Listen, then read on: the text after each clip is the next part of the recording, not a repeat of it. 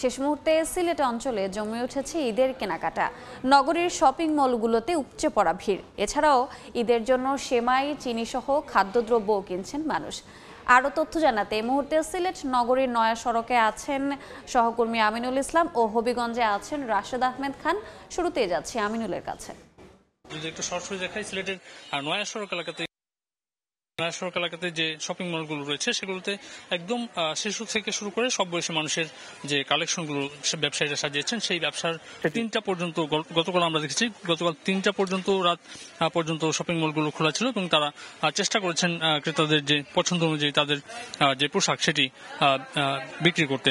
সে অনুযায়ী একটি কথা বলে রাখি যে ঈদের যে আয়োজন তার মধ্যে সিলেটে সবচেয়ে বেশি চোখে পড়ে পাকিস্তানের যে ড্রেসগুলো রয়েছে সেই ড্রেসগুলো এবারে ঈদে আমরা দেখেছি যে বিক্রি হচ্ছে।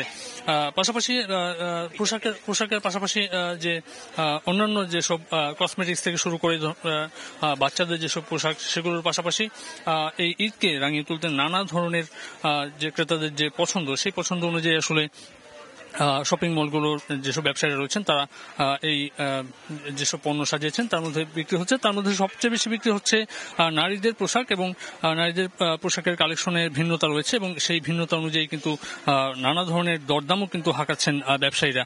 তবে বিভিন্ন ক্রেতাদের পক্ষ থেকে যে অভিযোগ থাকে যে গেলবারের তুলনায় কিন্তু এবারের যে পোশাকের দাম কিন্তু বেড়েছে এবং ক্রেতাদের পর্যায় থেকে এই অভিযোগের বিপরীতে কিন্তু বিক্রেতারা বলছেন গেলবারের তুলনায় কিন্তু যে যাতায়াত খরচ সেটি কিন্তু বেড়েছে। পরিবহন খরচের কারণে এই পোশাকের দরদাম কিছুটা বৃদ্ধি পেয়েছে। তবে নাগালের মধ্যে রয়েছে পুরুষের যে পোশাক সেই পুরুষের পোশাকের কালেকশনে কিন্তু দাম কিছুটা নাগালের মধ্যে রয়েছে।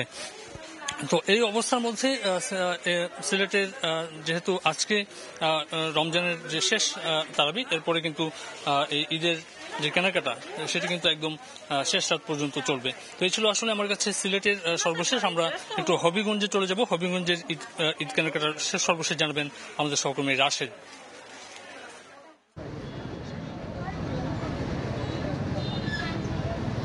রাত পোহালে হবিগঞ্জের ঈদের আমেজ শুরু হয়ে গেছে। রাত পোহালে ঈদ আশা করা যাচ্ছে এবং আজকে যে আমরা আসছি সকাল থেকে এখানে হবিগঞ্জের যে বিভিন্ন বাজার আছে পণ্য, বিশেষ করে খাদ্যদ্রব্য যে পণ্যগুলো বিক্রি হয় এই খাদ্যদ্রব্যের যে ঈদের জন্য সব শেষ কেনাকাটা শুরু হয়েছে। আমরা এখন আছি হবিগঞ্জের শরীফ স্টোরে। এখানে হবিগঞ্জের সবচেয়ে বড় এটি পাইকারি বাজার এবং পাইকারি দোকান। এই স্টোরে আমরা দেখেছি সকাল থেকে এখানে কেনাকাটার জন্য যারা ক্রেতারা এখানে ভিড় করেছেন এবং বিশেষ করে ঈদের যে কেনাকাটা সেমাই, চিনি সহ যেসব পণ্য আছে সব পণ্য কেনার জন্য সকাল থেকে এখানে ভিড় করেছিলেন। আমরা এখনও দেখেছি যে বিভিন্ন নারী পুরুষ সহ বিভিন্ন এলাকা থেকে এই স্টোরে এসেছেন এবং তারা চিনি, সেমাই সহ ঈদের যে সর্বশেষ কেনাকাটা করার জন্য তারা এখানে ভিড় করেছেন।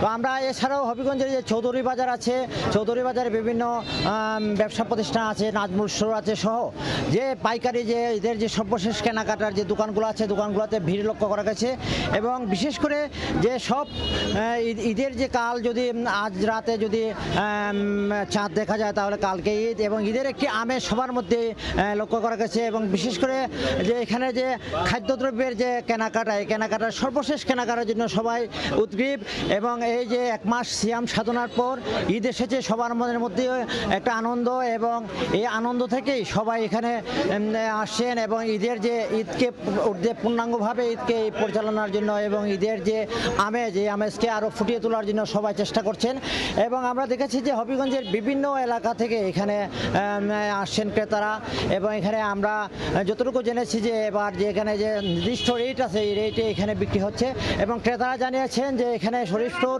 সহ যে দোকানগুলো পাইকারি দোকানগুলো আছে এই দোকানগুলোতে এখানে যথাযোগ্য যে সরকারি রেট আছে এই রেট মতো বিক্রি হচ্ছে এবং তারা এখান থেকে সুন্দরভাবে এবং যথাযথ যে বাজার দর মতোই এখানে তারা করতে পারছেন। তো এই ছিল আজকে ঈদের কেনাকাটার সর্বশেষ। শেষ মুহূর্তের ঈদ কেনাকাটার খবর জানছিলাম সিলেট এবং হবিগঞ্জ থেকে।